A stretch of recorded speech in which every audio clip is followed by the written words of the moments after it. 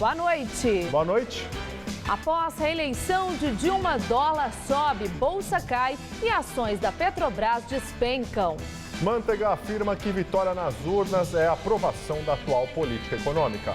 Roubos e homicídios aumentam mais uma vez na capital, mas no estado os homicídios diminuem. Ciclista morre atropelado por ônibus na Avenida Paulista. Testemunhas dizem que ele foi imprudente. ONG lança campanha inusitada para estimular motoristas a não lavarem o carro. E São Paulo aumenta sua coleção de padarias centenárias e cheias de história.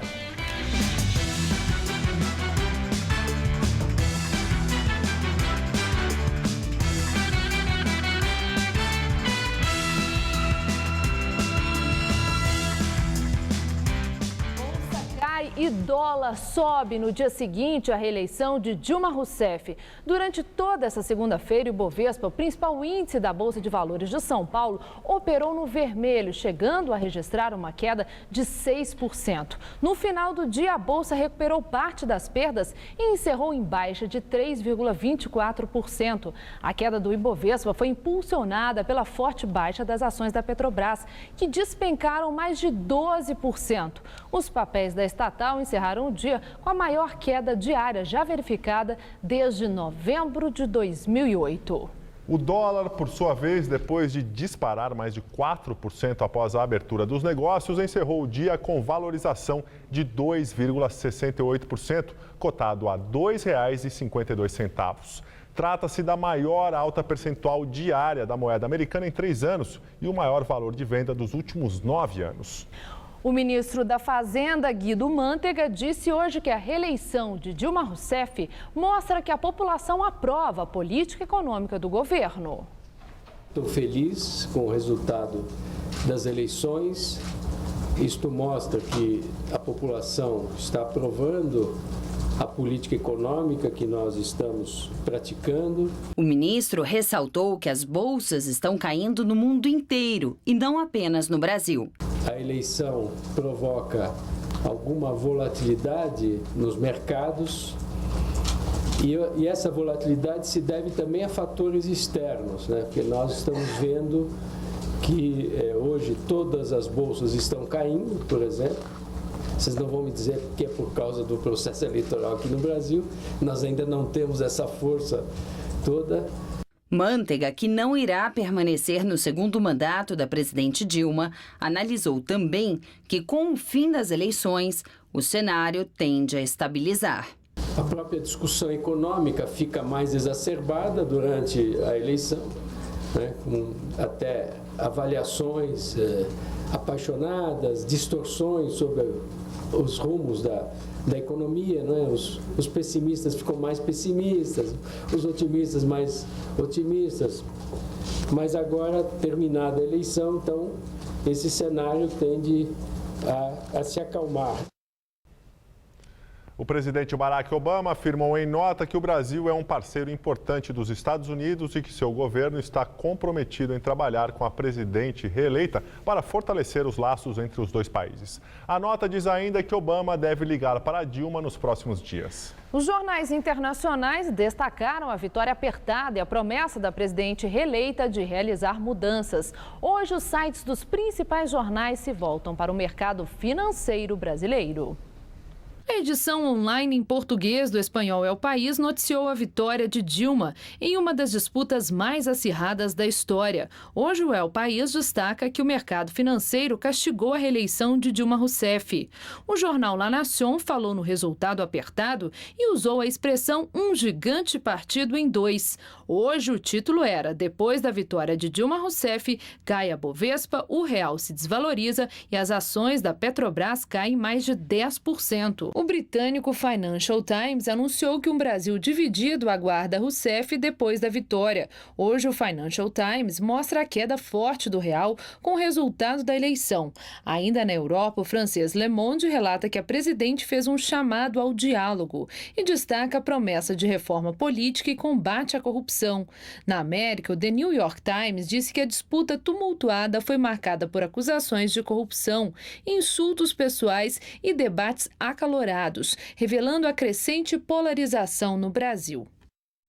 E ainda nesta edição do Jornal da Gazeta, você acompanha outras repercussões da reeleição de Dilma Rousseff.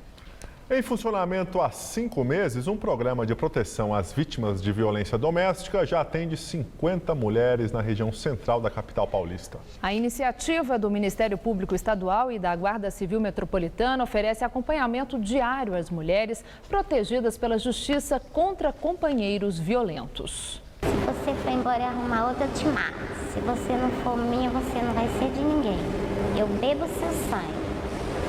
Aí eu acabava ficando com medo, entendeu? As ameaças deixaram esta mulher de 44 anos traumatizada. Se já falou com a voz alta assim pra mim, já tá me agredindo, entendeu? Já dá medo. Durante os 20 anos de casamento, ela sofreu com as agressões físicas e psicológicas por parte do marido.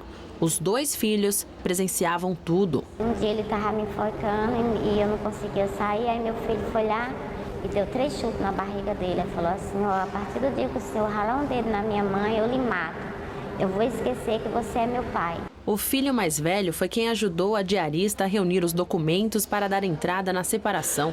E mesmo separada, as agressões e ameaças não terminaram. Foi com o atual companheiro, depois de 3 anos separada, que ela conseguiu a proteção contra o ex-marido. Às vezes até nem acredito como um homem consegue bater numa mulher. Ninguém é de ninguém, né? Agora vai socando, batendo. Eu fiquei indignado. Por isso que eu falei para ela, procura a justiça, vai atrás. Corremos atrás e deu certo. Há 2 meses, a vítima participa do projeto Guardiã Maria da Penha. No início, recebia visitas diárias de agentes da Guarda Civil Metropolitana.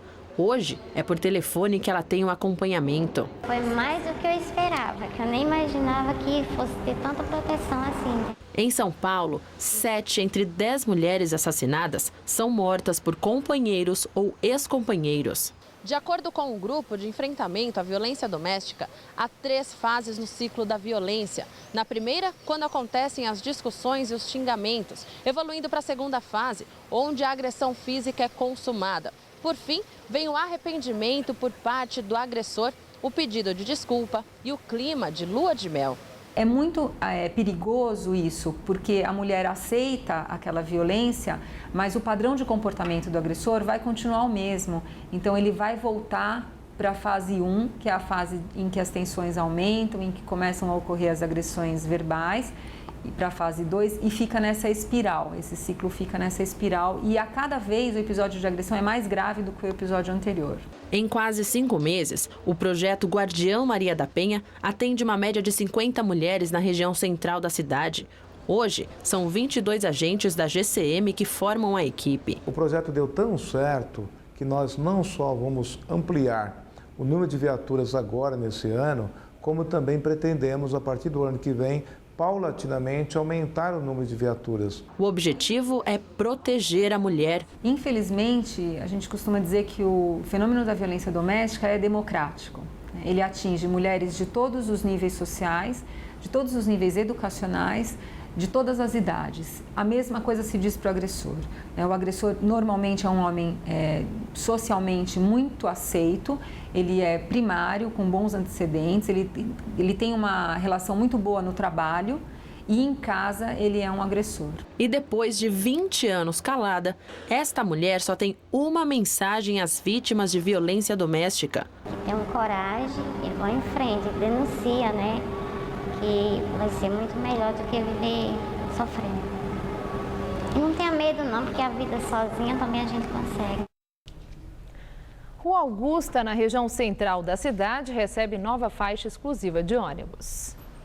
A faixa vai funcionar entre a Avenida Paulista e a Rua Fernando de Albuquerque, no sentido centro. No sentido bairro, a faixa ficará entre a Paulista e a Alameda Itu. Os ônibus terão prioridade de segunda a sexta-feira, das 6 da manhã às 8 da noite. A ativação passará por um período de adaptação, mas a partir do dia 11 de novembro, motoristas que invadirem a faixa em horário proibido serão multados. Conforme o Código de Trânsito Brasileiro, o valor da multa é R$ 53,20 e perda de 3 pontos na carteira. Além da Augusta, a Prefeitura instalou faixa exclusiva na Rua Martins Fontes, também no centro da cidade. A faixa estará entre as ruas Maria Paula e Álvaro de Carvalho. O Brasil conheceu ontem 14 novos governadores. Vamos aos eleitos. A região norte do país elegeu neste segundo turno 6 governadores. No Acre, Tião Viana foi reeleito com 51,3%. No Amazonas, José Melo do PROS foi reeleito com 55,5%.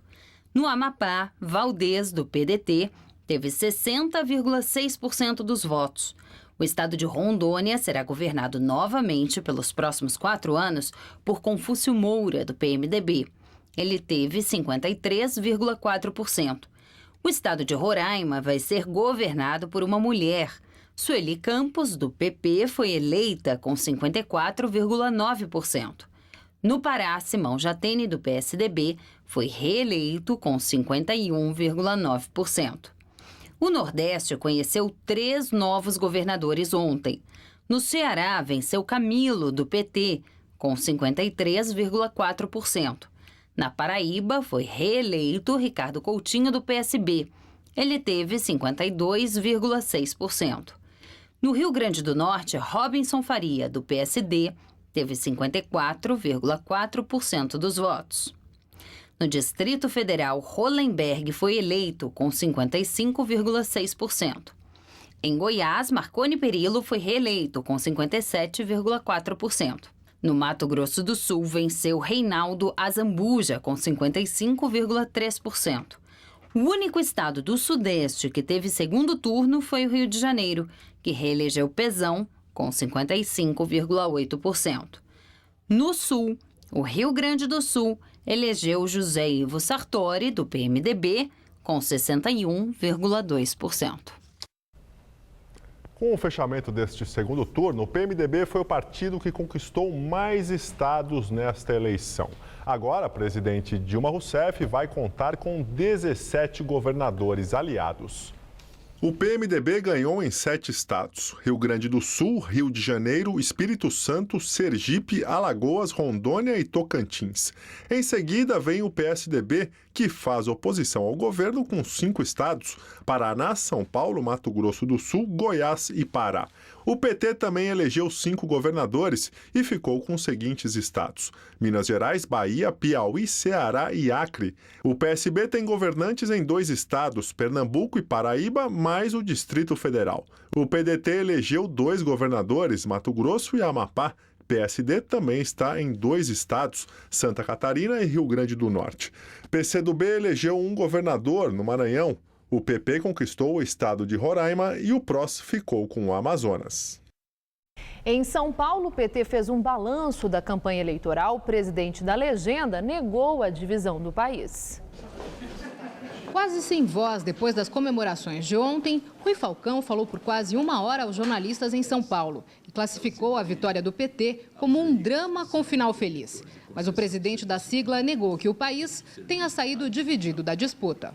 Se é verdade que nós tivemos uma diferença de votos maior no Norte e no Nordeste, nós também ganhamos a eleição em 2 estados pujantes, desenvolvidos economicamente, que é o caso de Minas Gerais e do Rio de Janeiro.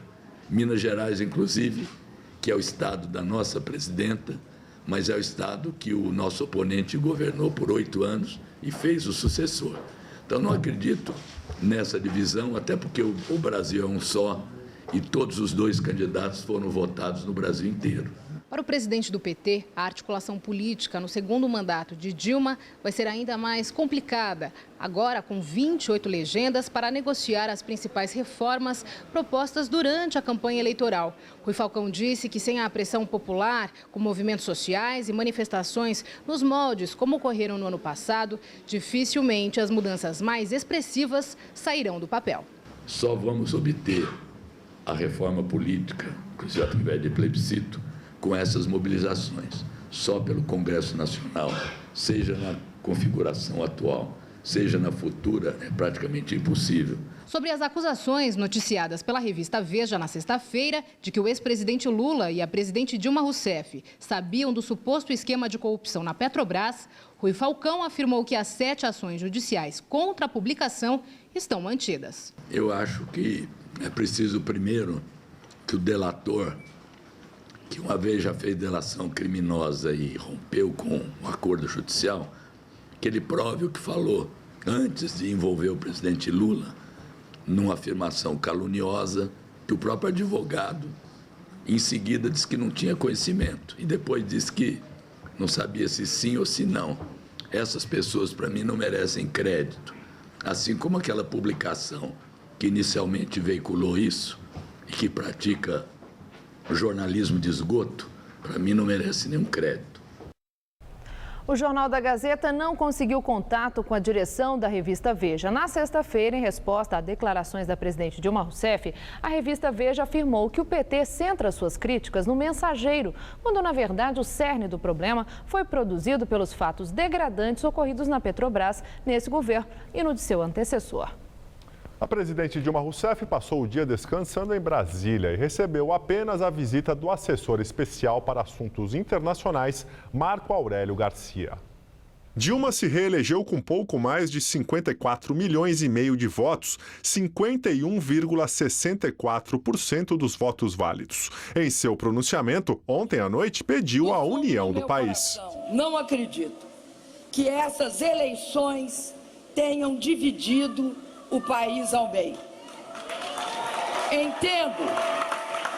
Entendo sim que elas mobilizaram ideias e emoções, às vezes contraditórias, mas movidas por um sentimento comum, a busca de um futuro melhor para o país. Em lugar de ampliar divergências, de criar um fosso, tenho forte esperança de que a energia mobilizadora tenha preparado um bom terreno para a construção de pontes. O calor liberado no fragor da disputa pode e deve agora ser transformado em energia construtiva de um novo momento no Brasil. Aécio Neves também não teve agenda pública hoje. Em seu discurso ontem à noite, disse que a prioridade deve ser unir o Brasil. Aécio obteve pouco mais de 51 milhões e 41 mil votos, 48,36% dos válidos. Foi a disputa mais apertada desde 89, quando Collor derrotou Lula. Logo após a confirmação do resultado, Aécio fez um discurso de conciliação. Considero que a maior de todas as prioridades deve ser unir o Brasil em torno de um projeto honrado e que dignifique a todos os brasileiros. Portanto, mais vivo do que nunca, mais sonhador do que nunca, eu deixo essa campanha ao final com o sentimento de que cumprimos o nosso papel. E repito, para encerrar, mais uma vez São Paulo, porque é o que retrata para mim de forma mais clara o sentimento que tenho hoje na minha alma e no meu coração. Combati o bom combate, cumpri minha missão e guardei a fé. Muito obrigado a todos os brasileiros. No Uruguai, a eleição presidencial vai para o segundo turno. Tabaré Vázquez, o candidato da coalizão governista de esquerda Frente Ampla, liderou a votação com quase 45%. Ele vai disputar o segundo turno com Luiz Lacalle Pou, do Partido Nacional de Centro-Direita, que obteve 32% dos votos. O candidato do Partido Colorado, Pedro Bordaberry, obteve 13% dos votos e anunciou apoio a Lacalle Pou. Tabaré Vázquez foi presidente entre 2005 e 2010, fez seu sucessor, o atual presidente José Mujica, e agora tenta um novo mandato. A Constituição do Uruguai não permite reeleição. O segundo turno acontece no dia 30 de novembro. Os eleitores também escolheram os parlamentares. Nenhum dos dois candidatos deve ter maioria no novo Congresso. Ainda ontem, os eleitores rejeitaram a proposta de reforma constitucional que previa a diminuição da maioridade penal para 16 anos em casos de homicídio. O Presidente da CPI mista que investiga denúncias de corrupção na Petrobras, senador Vital do Rego, do PMDB da Paraíba, cancela o depoimento que o doleiro Alberto Youssef prestaria nesta semana. O parlamentar disse não fazer sentido manter a fala do doleiro depois que Youssef enviou ofício à comissão de inquérito declarando que vai permanecer calado na CPI. Youssef está internado na UTI de um hospital de Curitiba após ter tido uma queda de pressão no último sábado e desmaiado na carceragem da Polícia Federal. O boletim médico divulgado hoje informou que o paciente está lúcido e com sinais vitais dentro da normalidade e que não há previsão de alta. ONG que atua na área de segurança hídrica lança campanha para estimular os paulistanos a não lavarem os carros. Segundo a entidade, cada limpeza nos veículos gasta, em média, 500 litros de água. E para evitar o desperdício, alguns lava-rápidos usam água de mina para limpar os veículos. A campanha está nas ruas, em cartazes nos pontos de ônibus e na internet. O vídeo, lançado há 3 dias, já teve mais de 30 mil acessos. São Paulo está vivendo a maior crise de água da história. A ideia da ONG The Nature Conservancy, que atua na área de segurança hídrica, foi chamar a atenção do paulistano pela paixão. A gente poderia falar de calçada, de jardim e tudo mais, mas o carro é facilmente replicável e o carro também hoje está em toda a classe social, né? Então a gente pode falar com um público maior. A frota de carros hoje é de 7 milhões. Segundo as contas da própria ONG, a lavagem de um carro consome, em média, 500 litros de água. Se todos os motoristas de São Paulo resolvessem lavar o carro juntos, seriam consumidos 3,5 bilhões de litros, o suficiente para abastecer 25 milhões de pessoas em um mês. Por isso, quem deixa o carro sujo assim está colaborando com toda essa gente, mesmo sem saber. Não dá para lavar. Não dá. Uma vez por mês, no máximo. Tem mais de 2 meses, viu? Tá difícil. A água de lavar o carro eu uso em outras coisas. Ver o carro limpo nos cruzamentos pega até mal. É desnecessário. Eu mesmo, meu carro faz 6 meses que eu não lavo ele. Tá lá um pó terrível, mas vou fazer o quê? Eu tô cooperando. Eu só limpo por dentro pelo carro. O comportamento dos motoristas mais conscientes não prejudicou o movimento desse lava-rápido na Lapa, zona oeste de São Paulo. Pelo contrário, aqui a água brota do chão. No local, há uma mina que abastece a caixa d'água e garante a limpeza de até 90 carros por dia. Teve um aumento mais ou menos de 25% por causa dessa mina, porque não tem outro lugar para lavar carro aqui no bairro, né? E o pessoal procura nós tem a mina, né? Por isso que eu lavo o carro aqui. É uma segurança, então. É uma segurança, pelo menos economiza água um pouco, né? Isso contribui para que não seja consumido água que vai para a população todinha. Em tempo de crise de abastecimento, a mina de água muda até de nome. É uma mina de água, ao mesmo tempo uma mina de ouro também para nós aqui, né? Agora é mesmo. E mesmo com a chuva do fim de semana, o nível do Cantareira voltou a cair. Hoje o sistema atingiu 13% de sua capacidade. Ontem, o nível do sistema era de 13,2%. Desde a última sexta-feira, a Sabesp já contabiliza nesse índice a segunda cota do volume morto do reservatório. Mas, segundo a empresa, ainda não há uma previsão para o início da utilização desta cota. A segunda reserva do volume morto vai adicionar 106 bilhões de litros ao sistema Cantareira, que passa por uma grave crise de abastecimento.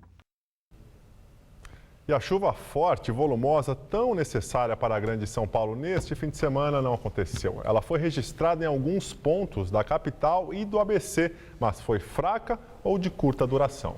Pois é, e segundo os meteorologistas, não há expectativa de chuva na cidade até quinta-feira. Vamos ver em detalhes a previsão para o Brasil e o estado de São Paulo com Luciana Magalhães.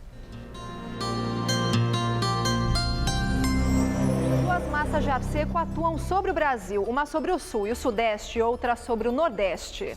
Amanhã elas mantêm o tempo aberto com sol e sem chuva nessas áreas. A temperatura aumenta e o ar fica seco. A exceção fica com o centro-norte mineiro e o Espírito Santo, que assim como as demais áreas brasileiras terão tempo instável com pancadas de chuva a qualquer hora, principalmente no período da tarde. Tempo firme também no norte do Pará, no Amapá e no interior do Nordeste. Amanhã calor de 31 graus em Porto Alegre e de 28 no Distrito Federal. Em São Paulo, uma massa de ar seco volta a ganhar força e a terça-feira será de céu aberto sem chuva em todo o estado. Apenas na faixa leste, que inclui a capital, o céu fica com muitas nuvens, mas mesmo assim não chove. No centro-oeste, máxima de 32 graus em Araçatuba. No centro-norte paulista, máxima de 30 graus em Barretos e em Franca. E no litoral, máxima de 25 graus em Santos e também em Caraguatatuba. Amanhã na capital, céu com muitas nuvens, mas sem chuva, máxima de 28. Na quarta, tempo aberto com máxima de 30 graus. E na quinta, pancadas de chuva a partir da tarde e máxima de 32 graus. Eu volto daqui a pouco no Jornal da Gazeta, edição das 10. Até lá! Candidatos do Enem 2014 já podem acessar cartão de confirmação de inscrição na internet. É preciso conferir com atenção os dados do cartão, pois as informações devem estar corretas para o estudante não ter problema no dia da prova. O cartão vem com informações como nome, CPF do participante, número de inscrição do Enem, data, hora e local das provas. O candidato pode imprimir o documento diretamente no site do Enem, que também será enviado pelos Correios. Quem não receber o cartão, não conseguir imprimir ou constatar erro no documento, deve entrar em contato com o INEP pelo telefone 0800 61 6161. As provas serão nos dias 8 e 9 de novembro. As centenárias padarias do centro são um patrimônio da cidade. Um livro que deve sair ainda este ano pretende contar a trajetória da Basilicata. Criadas por famílias italianas, as padarias têm histórias que se confundem com a trajetória da capital paulista.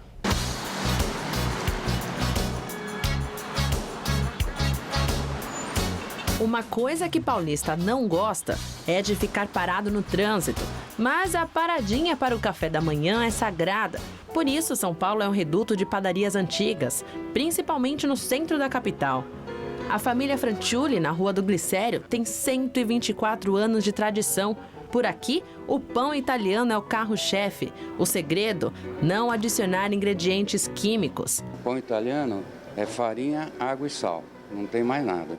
Aqui, 11 padeiros se revezam 24 horas na produção de quase 4 mil pães por dia. O pernambucano Marcelo nem imaginava ser padeiro e hoje já tem 16 anos na profissão. Comecei sem saber, aí fui aprendendo até agora, né?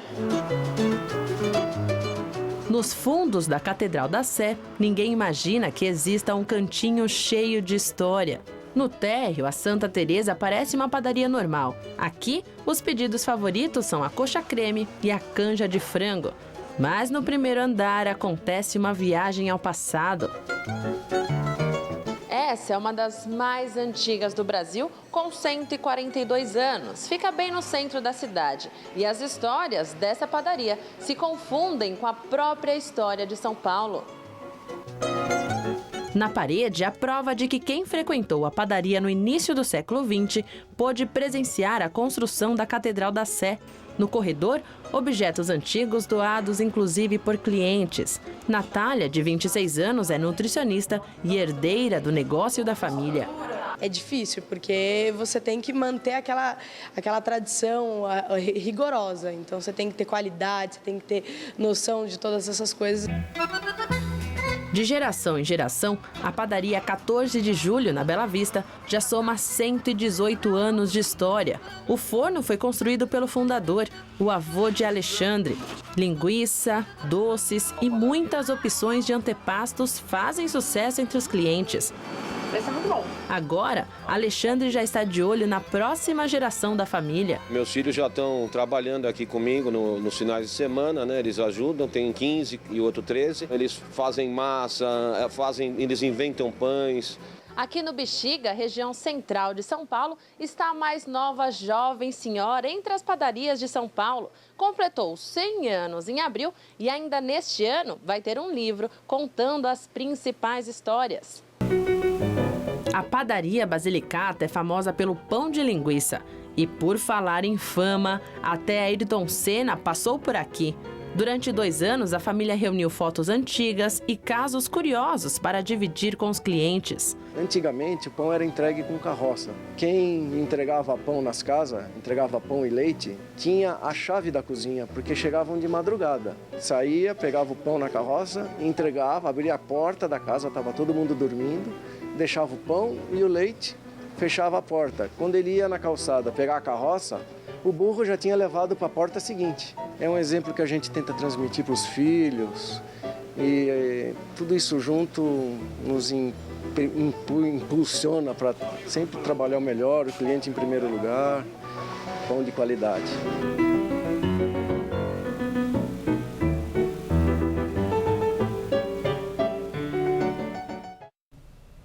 Pesquisa feita em São Paulo analisa os erros mais comuns dos motoristas da capital. O estudo mostra que os condutores muitas vezes não respeitam os pedestres. Para alguns, atravessar a rua parece sempre arriscado. Eles não respeitam, né? Faixa de pedestre, motoqueiro, a gente vai atravessar a rua, a gente tem que olhar bem, senão muitos velhinhos já sofreram muito com isso aí, né? Nós mesmos atravessamos quando não está em a faixa e tal, então acho que é um pouco falta de educação do próprio povo, tanto do pedestre quanto do motorista. Eu acho que a maioria das confusões ou até mesmo desentendimento é por falta de respeito, né? De um jeito ou de outro, os mais frágeis têm sido as vítimas mais numerosas. Na cidade de São Paulo, quase metade das pessoas que morreram em acidentes de trânsito no ano passado estavam a pé. Uma pesquisa da Associação Nacional de Transportes Públicos tentou identificar como as falhas dos motoristas estão relacionadas às causas dos acidentes. Cerca de 200 motoristas passaram por um teste num simulador de direção, onde foram confrontados com situações de risco. Antes disso, eles responderam a um questionário sobre a atitude que teriam nesses casos de perigo. Uma das conclusões: nem tudo o que as pessoas dizem, elas realmente fazem quando estão ao volante. Quase 90% dos motoristas ouvidos disseram que não toleram o uso do celular ao volante. Mas nas ruas tem sido diferente. A infração está na lista das mais corriqueiras, segundo a CET. A ultrapassagem proibida e a do limite de velocidade também estão entre os principais deslizes de quem fez o teste. Mas foi no comportamento diante do pedestre onde os motoristas mais erraram. Na simulação, só 38% tiveram uma conduta de respeito à faixa de segurança e a quem estava atravessando nela. Educação do trânsito para o pedestre, para o motorista, para o ciclista, para o motociclista. Se todo mundo respeitar a regra do jogo, deveria funcionar. E um ciclista morreu atropelado por um ônibus na Avenida Paulista. Ele teria avançado o sinal. O acidente foi no início da tarde no cruzamento com a Avenida Brigadeiro Luiz Antônio, no sentido Paraíso. Segundo testemunhas, o ciclista furou o farol vermelho para fazer a travessia. 3 faixas foram interditadas nos 2 sentidos da Avenida Paulista. E a Brigadeiro Luiz Antônio também ficou interditada no sentido bairro, causando congestionamento. Não é o primeiro caso de atropelamento de ciclista na Paulista. Em 2012, a bióloga Juliana Dias morreu no cruzamento com a Rua Pamplona. Segundo testemunhas, ela pedalava na segunda faixa esquerda da calçada da Paulista, no sentido Consolação, e caiu quando tentou desviar de um ônibus. Já em 2013, o ciclista Davi Santos Souza foi atropelado por um carro quando trafegava pela ciclofaixa de domingo. Com a batida, ele teve o braço decepado. A Prefeitura de São Paulo estuda a construção de uma ciclovia na Avenida Paulista a partir de 2015. E neste momento, ciclistas se concentram para um ato aqui na Avenida Paulista. O repórter Luciano Penteado acompanha e tem mais informações. Luciano?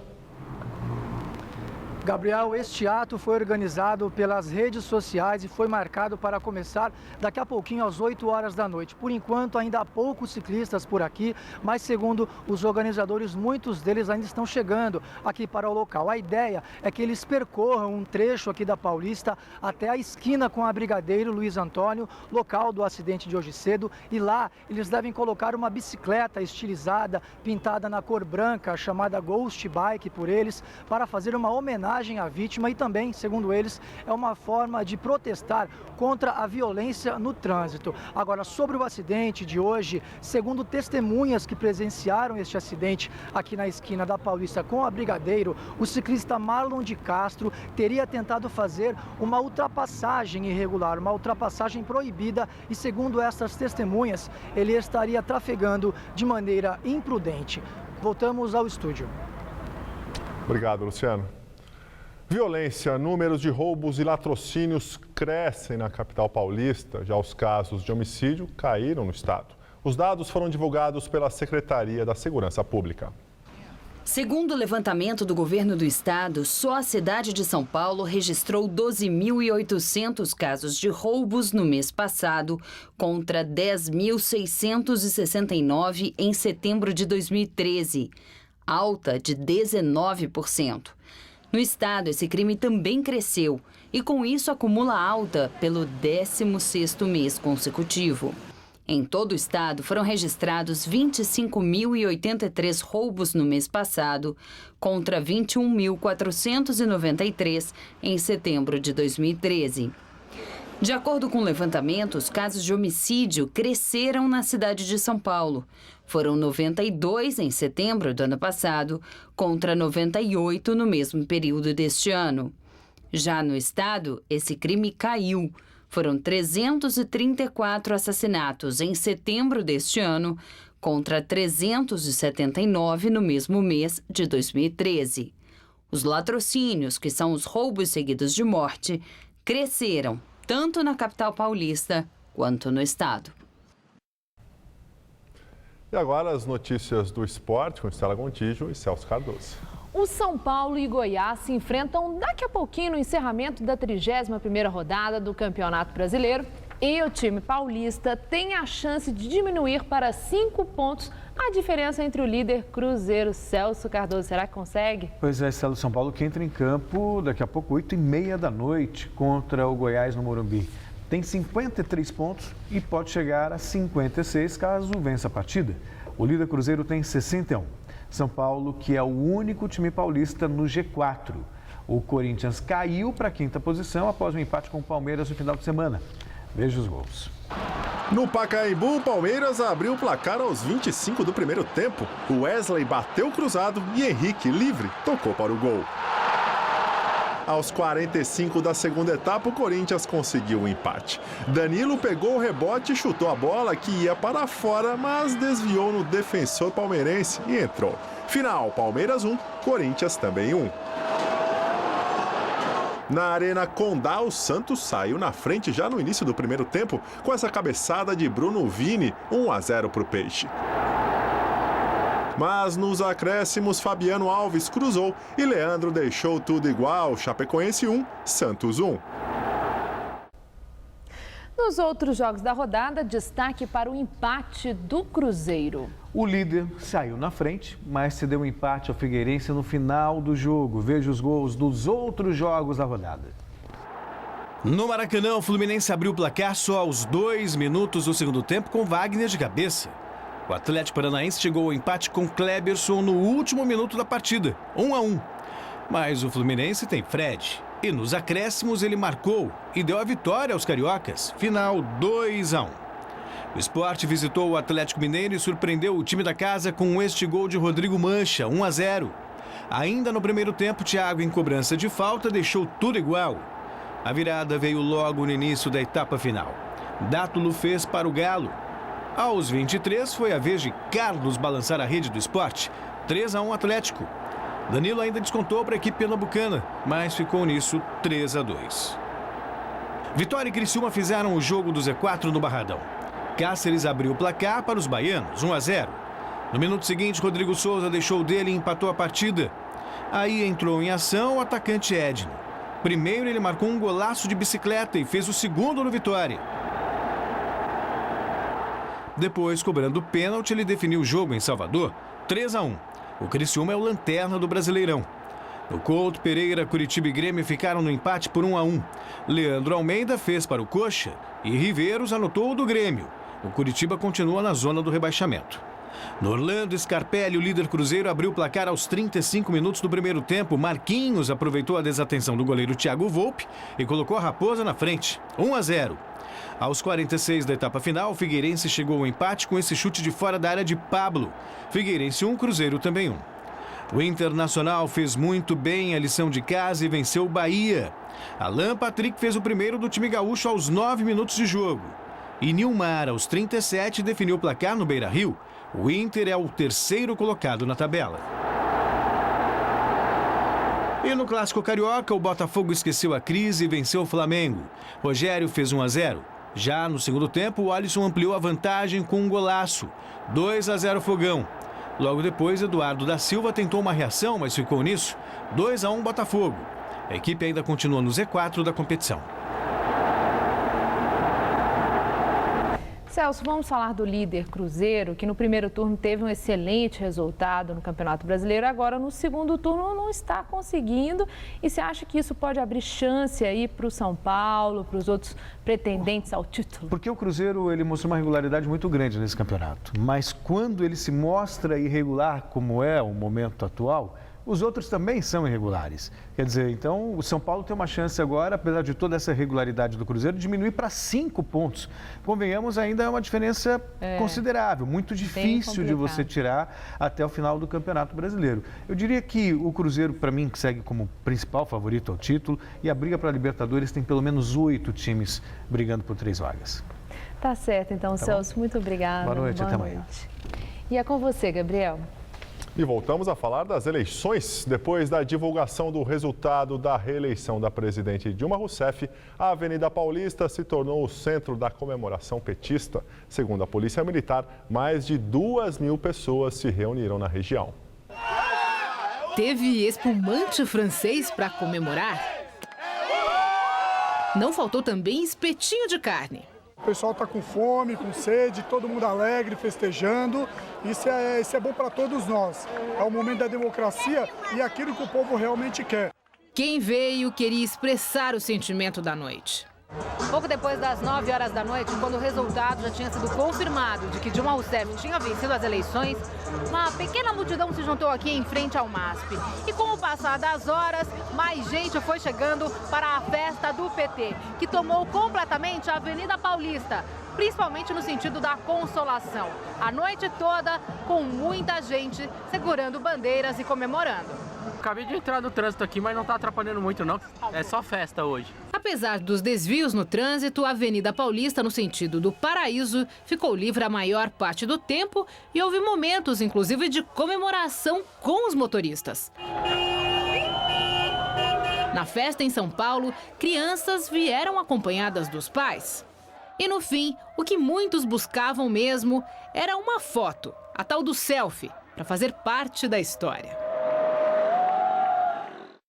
A eleição de ontem ficou marcada como uma das mais disputadas após a redemocratização do país. Veja onde Aécio e Dilma venceram. Dilma Rousseff venceu em 15 estados: Amazonas, Pará, Amapá, Tocantins, Maranhão, Piauí, Ceará, Rio Grande do Norte, Paraíba, Pernambuco, Alagoas, Sergipe, Bahia, Minas Gerais e Rio de Janeiro. Aécio Neves venceu em 11 estados: Roraima, Acre, Rondônia, Mato Grosso do Sul, Goiás, São Paulo, Espírito Santo, Paraná, Santa Catarina e Rio Grande do Sul. Ele também venceu no Distrito Federal. Vamos agora à entrevista do dia com Maria Lídia Flandoli. Análise dos erros e acertos da eleição colocam o futuro em debate e sinalizam quais os principais desafios do segundo mandato da presidente reeleita. E hoje recebemos Roberto Romano, professor de Ética e Filosofia Política da Unicamp. Obrigada, professor, por estar conosco. Bom, professor, essa eleição 2014 tem sido avaliada como a mais acirrada de todos os tempos e já recebeu uma adjetivação até de que foi uma eleição sórdida. Aécio Neves disse isso e Dilma Rousseff também lamentou muito o padrão, o clima dessa eleição. Aqueles ataques pessoais, tudo que nós assistimos. A minha indagação: nós devemos jogar a responsabilidade desse clima hostil, clima de guerra, aos marqueteiros que orientaram as as estratégias de campanha ou os candidatos, sim, que concordaram e quiseram com esse padrão horroroso que nós assistimos? Eu acho que as duas coisas, Maria Lídia. Eu acho que, de fato, o padrão dos marqueteiros foi absolutamente horrível. Do ponto de vista ético, eu acho que eles ajudaram a corroer a fé pública, isso é terrível. E os candidatos também. Sobretudo, aí eu não tenho dúvida, a candidata Dilma Rousseff, né? Que aceitou as orientações de João Santana e fez aquela coisa terrível com Marina Silva no primeiro turno e tentou fazer com Aécio Neves e recebeu um contragolpe bastante forte. Mas Aécio também não foi santo. Não. Chamou a Dilma até de leviana, falou da mentira e demolia o governo dela com aquilo que ela do lado de lá dizia, isso é terrorismo econômico. Então, aí é difícil mensurarmos, né, o que pesou mais. Exatamente. Mas que pesou, pesou. Pesou. Agora, essa história não vem de hoje, né? Essa história vem de longa data. Desde que terminou a luta pela direta já, esses dois segmentos da esquerda nacional, porque são segmentos da esquerda nacional, começaram a se desentender. Veja, eu me lembro perfeitamente do apedrejamento de Mário Covas na Praça da República. Eu me lembro do Fora FHC. Eu me lembro de uma série de Covas, o exterminador do futuro. Bom, e Lula, não podemos esquecer, é de 89, aquela história, né, do debate, da Miriam Cordeiro, aquilo tudo. Então você tem aí uma construção do dissenso que não é propriamente próprio da política democrática, é próprio da política autoritária, né? A política autoritária que define o adversário político como inimigo, para quem tudo vale. Então, esse é um ponto que me parece importante. A partir dessa eleição, eu acho que cabe às lideranças e aos militantes desses dois segmentos repensarem o seu relacionamento com o Brasil e com a população. Agora, professor, o índice de abstenção foi alto, né? Nulos, brancos, somando tudo isso, os que não foram lá e os que forem anular e etc. O que é isso? Aí tem um recado também. O que é isso? É falta de apreço à democracia participativa? É um desencanto? Como entender esse recado? Esse recado me parece que vem sendo estudado pelos cientistas políticos, pelos sociólogos, e que mostram que, dada essa performance extremamente ruim dos nossos administradores, a população tende a se afastar cada vez mais do apoio às instituições políticas democráticas. Então você nota, isso é algo preocupante demais, aqueles saudosos do regime ditatorial que nunca viveram sob a ditadura, né? Então esse é um ponto que também vale como advertência aos nossos políticos. Bom, professor, a democracia, ela foi um sonho, foi uma causa. Ela foi resgatada no Brasil com o fim daquela ditadura. Uhum. E democracia pode ser participativa, pode ser aprimorada. Exato. O que acontece que nós vimos nesse padrão de campanha, a evidência de uma incapacidade, como o senhor acabou de dizer, de convívio com os contrários. E isso se reproduz na sociedade, nos diferentes ambientes. Em ambiente de trabalho, nas famílias, nas ruas, né? A ponto de preocupar hoje a divisão do partido, do país, com o resultado da eleição. O Brasil está dividido. O senhor acredita que há uma omissão na sociedade de lideranças, de políticos, de partidos, no aprimoramento disso que foi tão duro reconquistar a democracia? Exatamente. Maria Lídia, você nota como há um encolhimento no número de estadistas. Quantos estadistas nós temos hoje no Brasil? Né? Isso é, pessoas que não apenas sabem administrar, mas entendem a sociedade e a causa pública. E que têm respeito pelos padrões éticos de funcionamento das instituições. Você está chegando num ponto que parece o cinismo está na ordem do dia.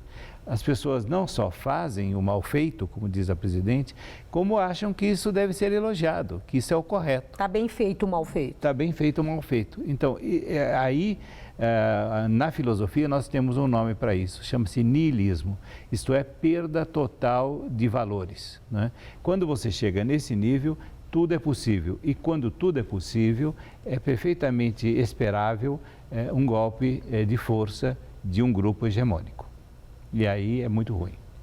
Agora, ontem, após o resultado final da apuração dos votos, a reeleição da presidente Dilma Rousseff, na primeira fala, em meio àquela comemoração junto aos aliados dela, Dilma apareceu de roupa branca e falou que estava disposta ao diálogo e pediu a união dos brasileiros. O que o senhor viu dessa sinalização? De branco, Dilma levantou aquela bandeira branca que está no cancioneiro, pedindo paz. É o primeiro compromisso assumido da presidente reeleita, o da unificação do país? Dá para entender essa mensagem? Eu espero que sim, Maria Lídia. O que nós podemos esperar são gestos mais profícuos, né, mais profundos e mais produtivos, né? Se continua essa conversa, né, de pacificação e de diálogo sem gestos fortes, por exemplo, de diálogo com a oposição e com a sociedade, evidentemente você não pode encontrar saídas. Agora, a presidente vai ter muitos problemas na condução da vida brasileira. Comecemos com o Congresso Nacional, que não será tão tranquilo para ela. A questão de uma bancada bastante conservadora, para não dizer reacionária, que vai lhe trazer problemas em termos dos compromissos que ela tem com os movimentos sociais, problema dos índios, das mulheres, etc. Esse Congresso que vai ser controlado mais uma vez pelo PMDB, que vai cobrar muito caro o seu apoio. Então, veja, você tem uma situação complicada do ponto de vista da economia, né? Houve uma demonização muito grande do capital, isso é um ponto, num país capitalista isso é complicado, e houve também uma demonização muito grande daquilo que é divergência, como nós estávamos conversando. Então, efetivamente, uma prudência política e uma engenharia política muito grande deverão ser empregados pela presidente e pelos seus assessores. Eu tenho algumas dúvidas. Eu agradeço muito o senhor ter vindo hoje ao Jornal da Gazeta e trazendo esses subsídios para a nossa reflexão sobre o futuro. Muito obrigada, professor. Uma boa noite. Boa noite, Maria. Gabriel. Mais de 354 mil brasileiros votaram no exterior. Em grande parte dos países, a vitória foi de Aécio Neves. Em Miami, nos Estados Unidos, o tucano teve 91% dos votos válidos, contra pouco mais de 8% de Dilma. A cidade é a maior zona eleitoral fora do Brasil, com 22 mil eleitores. Aécio venceu também na França, na Alemanha e na Suíça. Dilma ganhou entre os brasileiros que vivem na Palestina. Lá ela teve 407 votos contra 65 do tucano.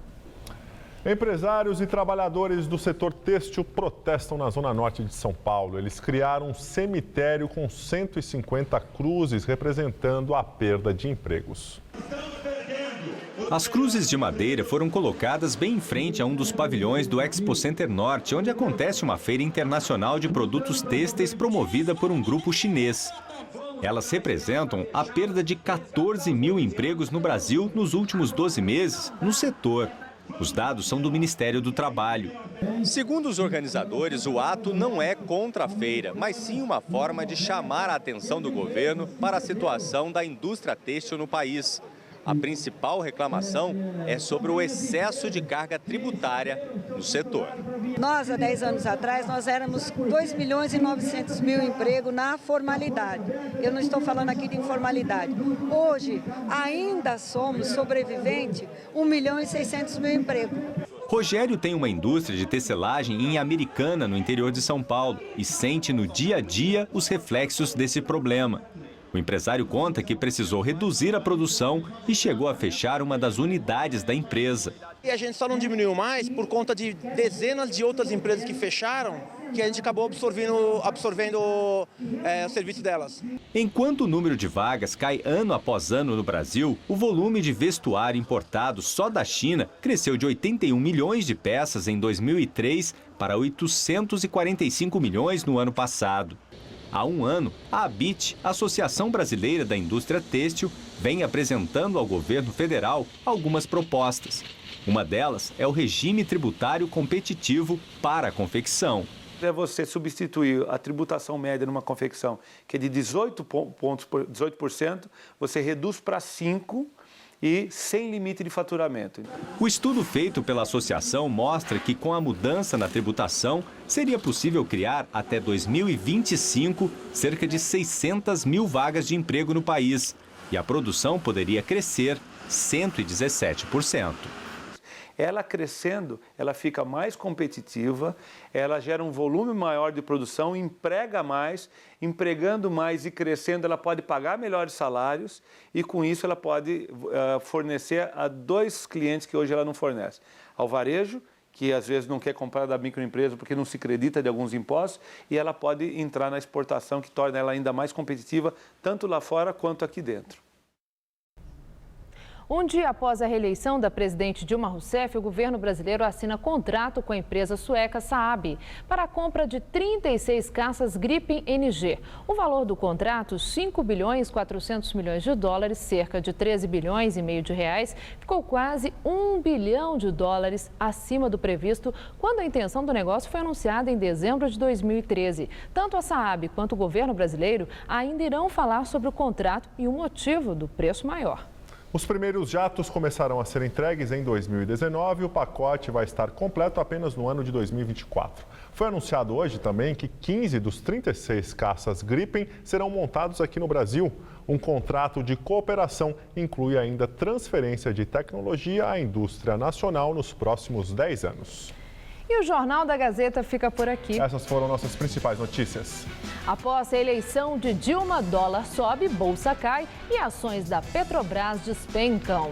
Manteiga afirma que vitória nas urnas é a aprovação da atual política econômica. Roubos e homicídios aumentam mais uma vez na capital, mas no estado os homicídios diminuem. Ciclista morre atropelado por ônibus na Avenida Paulista. Testemunhas dizem que ele foi imprudente. ONG lança campanha inusitada para estimular motoristas a não lavarem o carro. E São Paulo aumenta sua coleção de padarias centenárias e cheias de história. A edição de hoje pode ser vista daqui a pouco no site tvgazeta.com.br/Jornal da Gazeta. Mais notícias no Jornal da Gazeta, edição das 10. Uma excelente noite para você. E nós voltaremos amanhã às 19 horas. Uma ótima noite e até amanhã.